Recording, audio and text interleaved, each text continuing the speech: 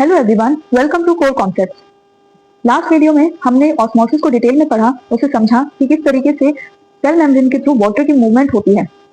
उसमें हमने endo osmosis और एक्सो ऑस्मोसिस के बारे में भी जाना। 3 टाइप के सोल्यूशन पढ़े, हाइपोटोनिक, आइसोटोनिक और हाइपरटोनिक।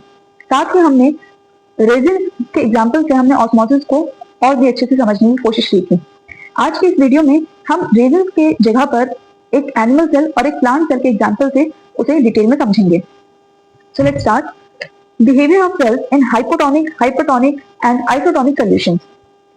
जिसमें हमारा एक एनिमल सेल है RBC, रेड ब्लड सेल का हम एग्जांपल ले रहे हैं और प्लांट सेल में हम रियोलीफ का एग्जांपल ले रहे हैं। So first is hypotonic solution.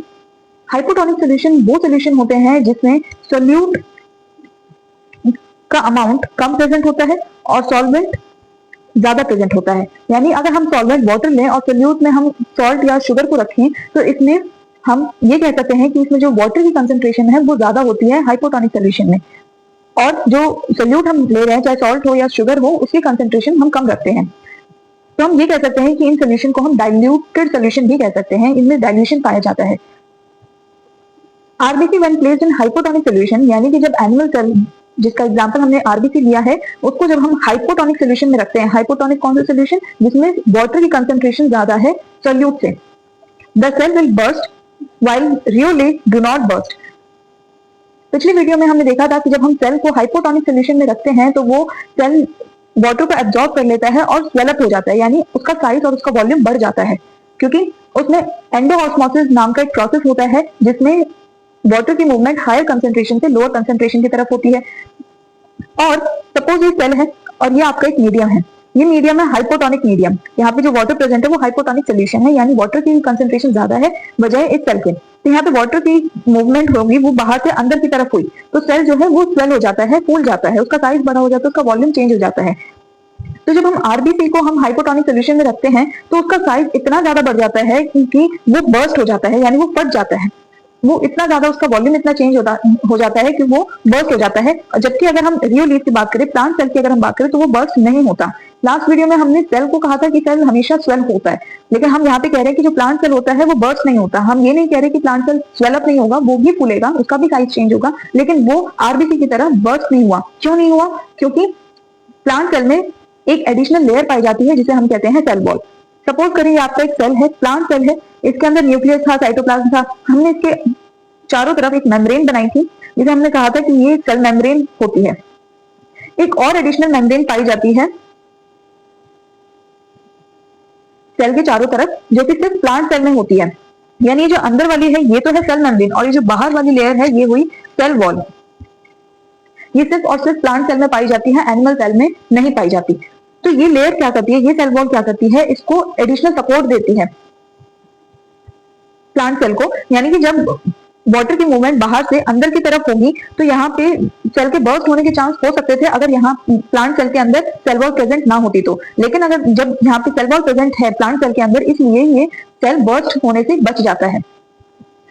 The swollen plant cell are called turgid, यानी जो स्वेल अप तो हुआ सेल, जैसे ही उसने वाटर को एब्जॉर्ब किया, वाटर की मूवमेंट हायर से लोअर की तरफ जैसे ही गई तो जो प्लांट सेल था वो भी स्वेल अप हुआ, लेकिन उस स्वोलन प्लांट सेल को हमने टारगेट कहा। The swelling of cell produces a pressure on cell wall called turgor pressure. अब क्या होता है, ये जो प्लांट सेल है ये अंदर से एक प्रेशर को एक्सर्ट करता है, यानी सेल वॉल की तरफ, सेल वॉल की डायरेक्शन में एक प्रेशर को एक्सर्ट करता है, प्रेशर जनरेट होता है जिसे हम टर्गर प्रेशर कहते हैं। ये क्या करता है, it maintains entry of water into the cell up to a limit. ये वाटर की एंट्री को मेंटेन करके रखता है, यानी कि पानी कितना ज्यादा अंदर आना चाहिए वो एक लिमिट तक ही वाटर को एंटर होने से रखता है, कि मतलब ज्यादा वाटर की कंसंट्रेशन ज्यादा ना हो प्लांट सेल के अंदर की जिससे कि वो बर्स्ट हो जाए। तो ये मेंटेनेंस का काम जो करता है वो टर्गर प्रेशर की वजह से होता है और एक सेल वॉल की वजह से होता है। ये था जब हम एनिमल सेल को या प्लांट सेल को हाइपोटोनिक सोल्यूशन में रखते हैं। नाउ विल सी, जब हम हाइपरटोनिक सोल्यूशन में इन दोनों सेल्स को रखेंगे तो क्या होगा। The shrunken plant cell, Rioli cell, is called plasmolized and the shrunken animal cell RBC is crenated। यानी हाइपरटोनिक सोल्यूशन कौन से सोल्यूशन होते हैं जिसमें जो सेल है उसके अराउंडिंग जो मीडियम प्रेजेंट है जिसके अराउंड जो मीडियम प्रेजेंट है वो उसमें जो सोल्यूट की कंसंट्रेशन होगी वो ज्यादा होगी और जो सॉल्वेंट की कंसंट्रेशन होगी वो कम होगी। यानी हम ये कह सकते हैं कि सोल्यूट ज्यादा होने पर सोल्यूट की जो अमाउंट है वो ज्यादा है, तो यानी ये जो सोल्यूशन बना ये सोल्यूशन हमारा कंसंट्रेटेड सोल्यूशन है। तो ये ऐसे सोल्यूशन को हम हाइपरटोनिक सोल्यूशन कहते हैं जिसमें वाटर की कंसंट्रेशन कम है और उसमें मिलाए जो भी सोल्यूट है हमारा, चाहे सॉल्ट हो या शुगर हो, उसकी कंसंट्रेशन ज्यादा है। तो जब हमने सेल को इस हाइपरटोनिक सोल्यूशन में रखा तो प्लांट सेल जो है वो श्रिंक हो जाता है, श्रिंक यानी सिकुड़ जाता है।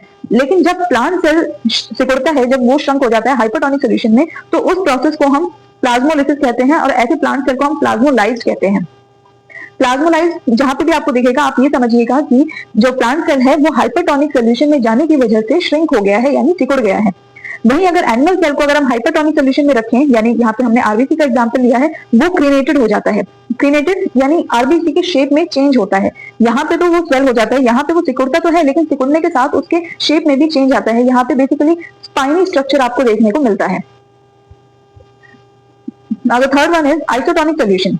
आइसो वर्ड जहां पे भी आपको दिखे वहां उसका मतलब होता है सेम। सेम मतलब एक समान। तो आइसोटोनिक वो सोल्यूशन होते हैं जिसमें सोल्यूट और सॉल्वेंट दोनों की जो मात्रा होती है वो इक्वली प्रेजेंट होती है। यानी हम ये कह सकते हैं कि सेल के अंदर जितना वाटर कंसंट्रेशन प्रेजेंट है उतना ही सेल के बाहर भी प्रेजेंट है। तो कोई किसी तरह की मूवमेंट नहीं हो सकती, क्योंकि ऑस्मोसिस की डेफिनेशन ये कहती है कि वाटर का मूवमेंट हमेशा हायर कंसंट्रेशन से लोअर कंसंट्रेशन की ओर ही होता है। लेकिन आइसोटोनिक सोल्यूशन के केस में ना ही तो कहीं पे हायर कंसंट्रेशन प्रेजेंट है और ना ही कहीं पे लोअर कंसंट्रेशन प्रेजेंट है, जिसकी वजह से हमें यहाँ पे वाटर का मूवमेंट देखने को नहीं मिलता। Since concentration of water molecules is same in both, when cell, both RBC or Rheoli cell is kept in such a solution, there will be no movement of water across plasma membrane. For example, Ringer's solution, an isotonic solution for RBC. जैसे कि अगर हम example लें, ringers solution एक ऐसा solution, एक isotonic solution होता है जो कि प्रिपेयर किया जाता है रेड ब्लड सेल्स के लिए। हमने देखा हाइपोटोनिक सोल्यूशन में रेड ब्लड सेल्स बर्स्ट हो जाते हैं, हाइपरटोनिक में क्रीनेटेड हो जाते हैं, जिसकी वजह से वो हमारी बॉडी में हेल्थ इश्यूज भी क्रिएट कर सकते हैं। तो जो सबसे सुटेबल सोल्यूशन है हमारी बॉडी के लिए वो था आइसोटोनिक सोल्यूशन, जिसका एग्जाम्पल यहाँ पे लिया गया है रिंगर सोल्यूशन। अब इसी चीज को हम डायग्रामेटिकली समझते हैं। ये है हमारा प्लांट सेल का एग्जांपल यानी रियो लीफ का एग्जांपल है, जिसमें ये आइसोटोनिक सोल्यूशन हमने लिया जिसमें सोल्यूट और सॉल्वेंट दोनों की कंसंट्रेशन सेम थी। इसमें जो वाटर की मूवमेंट हो रही है वो भी इक्वली तरीके से हो रही है कि जितना वाटर अंदर जा रहा है उतना ही बाहर भी जा रहा है। तो यहाँ पे किसी भी तरह का चेंज हमें देखने को नहीं मिलता। वहीं अगर हम हाइपोटोनिक सोल्यूशन में अगर इस सेल को रखें तो ये क्या करेगा, यहाँ से वाटर को, जो ये सेल है वो वाटर एब्जॉर्ब कर लेगा और ये सेल जो है वो स्वेल अप हो जाएगा। आप देख सकते हैं यहाँ पे सेल का साइज नॉर्मल है और यहाँ पे बहुत ही ज्यादा चेंज आपको देखने को मिलेगा इसके वॉल्यूम में और इसके स्ट्रक्चर में। दूसरी तरफ अगर इसे हाइपरटोनिक सोल्यूशन में रखा जाए तो ये अपने साइज से, ये इसका नॉर्मल साइज था, ये अपने साइज से भी ज्यादा श्रिंक हो जाएगा इस तरीके से। और इसका जो अंदर स्ट्रक्चर है, ये जो प्रोटोप्लाज्म हमारा बना हुआ है, ये भी श्रंक हो जाएगा। आप देख सकते हैं यहाँ पे कुछ इस तरीके के वेक्टोर बने हुए थे और यहाँ आते आते इनका शेप बहुत ही छोटा हो गया है, बहुत ही श्रिंक हो गया है। तो जब हाइपरटोनिक सोल्यूशन में रखा गया तो ऐसे सेल को हमने प्लाज्मोलाइज्ड सेल कहा। अब हम एनिमल सेल का एग्जाम्पल देखते हैं।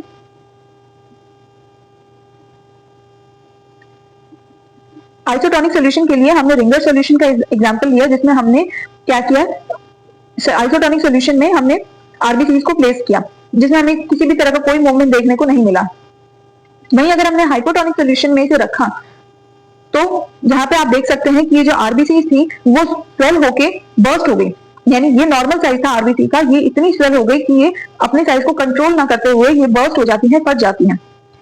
दूसरी तरफ अगर हम इसे हाइपरटोनिक सोल्यूशन में रखें जिसमें कि सोल्यूट की कंसंट्रेशन ज्यादा थी और सॉल्वेंट की कम, तो यहाँ पे क्या होगा, हायर से लोअर की तरफ जाएगा। यानी यहाँ पे जो वाटर है वो अंदर से बाहर आया और ये श्रिंक हो गए। और श्रिंक किस शेप में हुए, इस शेप को हम क्रीनेटेड शेप कहते हैं। ये जो आपको स्पाइंस या स्पाइक्स आपको दिख रहे हैं, इन्हें ही हम क्रीनेटेड शेप का कह रहे हैं। ये इनकी आरबीसी की जो शेप है ये हमारी बॉडी में हेल्थ इश्यूज भी क्रिएट कर सकते हैं।